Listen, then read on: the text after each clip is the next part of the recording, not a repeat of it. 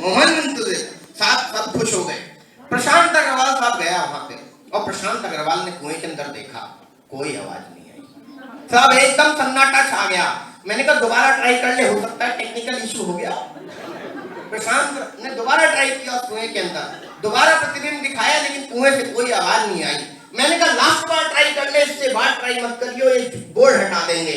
प्रशांत ने दोबारा देखा और जैसे दोबारा देखा, लास्ट बार देखा, फिर उसको में से सन्नाटा हुआ तो मेरा एकदम दिल झकझोर गया। मैंने पास बैठे हुए साधु को उनकी तपस्या से हटाया। मैंने कहा साधु जी एक बात बताओ, इसमें से ममता दीदी के नाम की आवाज आ रही है, प्रभात परवाना की आवाज आ रही है, मोहन भाई की आवाज आ रही है, ये प्रशांत अग्रवाल जब उसके अंदर देख रहा है कुएं के अंदर, तो उसका नाम ये कुआं क्यों नहीं पुकार रहा? एक बड़े कवि की बहुत छोटी सी भूमिका है, आपकी जोरदार तालियां हो। उस साधु ने जो जवाब दिया, उस साधु ने जवाब दिया, सुनो कवि प्रभात परवाना, तुम्हारी बात का कोई जवाब दे सकता है, ममता दीदी की बात का कोई जवाब दे सकता है, मोहन भाई की बात का कोई जवाब दे सकता है, पर प्रशांत अग्रवाल वो लाजवाब कवि है जिसका कोई जवाब नहीं दे सकता। मैं चाहता हूं दोनों हाथ पकड़ करके मेरठ की आन बान और शान प्रशांत अग्रवाल को काबू किया।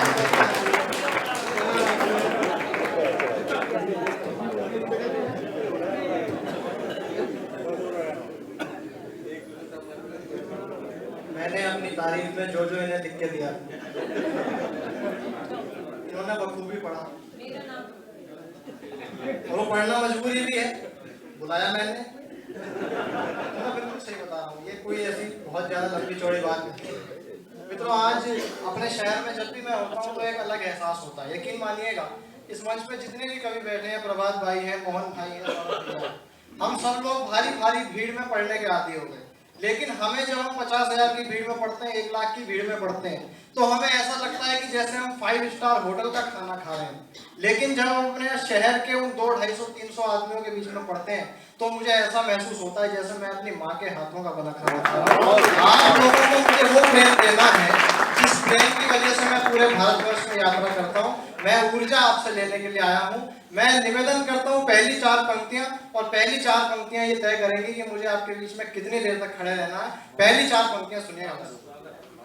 एक बहुत महत्वपूर्ण महापुरुष की हमने कल जन्म जयंती मनाई।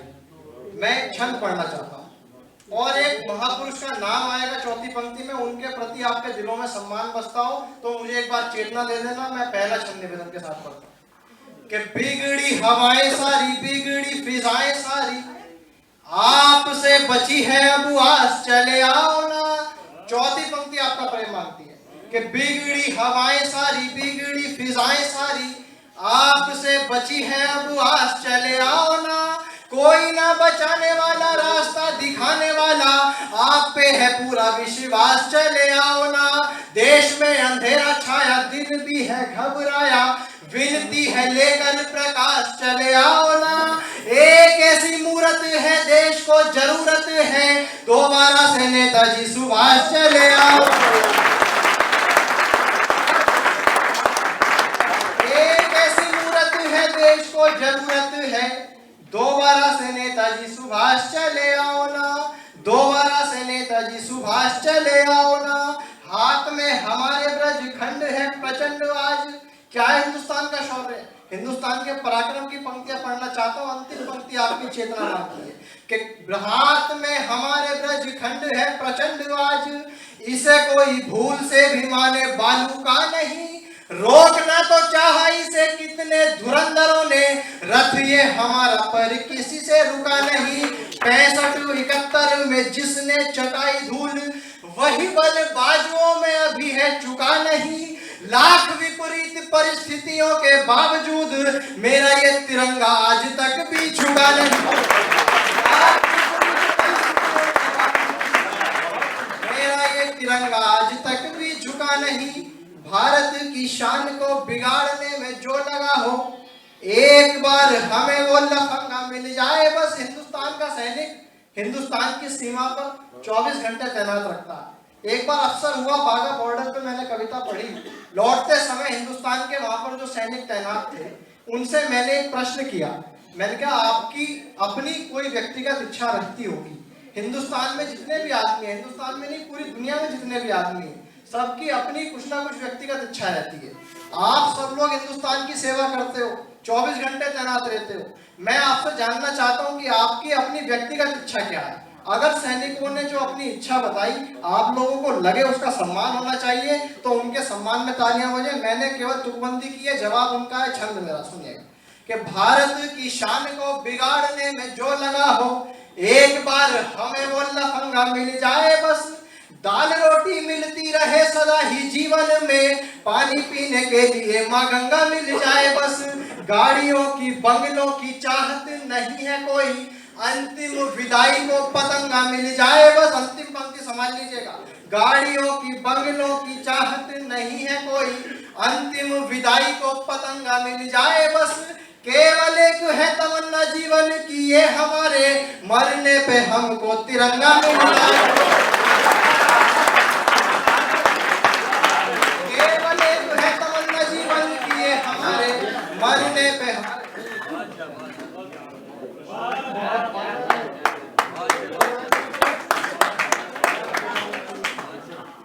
केवल एक है तमन्ना जीवन की ये हमारे, मरने पे हमको तिरंगा मिल जाए बस। आँच नहीं आने देंगे भारत की अस्मिता पे, रणभूमि में शत्रुओं को पानी पिला देंगे हम। क्या करने की हिम्मत रखता है हमारा सैनिक, किस हद तक जाने की हिम्मत रखता है, उसकी हिम्मत पे दाद देना। चौथी पंक्ति में उसकी हिम्मत क्या है सुनिएगा कि आँच नहीं आने देंगे भारत की अस्मिता पे, रणभूमि में शत्रुओं को पानी पिला देंगे हम।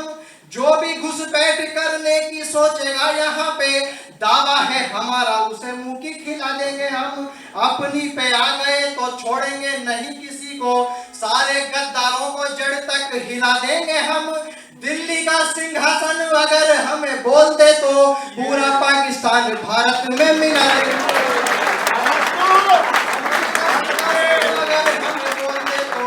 पूरा पाकिस्तान भारत में मिला दे। बहुत शुक्रिया मित्रों, आपने मुझे चेतना दे दी। यकीन मानिएगा ये छंद जितने भी तालियां बजवाने वाले हैं मैं बहुत देर तक सुना सकता हूं, लेकिन आज समय की सीमाएं हैं। मैं 3 मिनट का एक गीत आपके बीच में पढ़ना चाहता हूं। और वो पिता वाले का मुझे लगता है कि बेटी वाले मुझे लग रहा है वो ज्यादा। मैं निवेदन करता हूं एक गीत जिसने यकीन मानिए प्रशांत अग्रवाल को प्रशांत अग्रवाल बनाया, तो उस 2.5 या 3 मिनट के गीत ने बनाया। मैं निवेदन के साथ 2 पंक्तियां उसकी गीत की मुखड़े की पढ़ता हूं और मुझे ये तय करना है 2 पंक्तियों से आपका आशीर्वाद चाहिए और मैं ये तय करूंगा गीत मुझे पूरा पढ़ना या आधा पढ़ना। दूसरी पंक्तियां उठा लीजिएगा, मैं निवेदन के साथ पढ़ना चाहता हूँ। सुनिएगा कि जैसे उजड़े हुए चमन में कली खिलती है।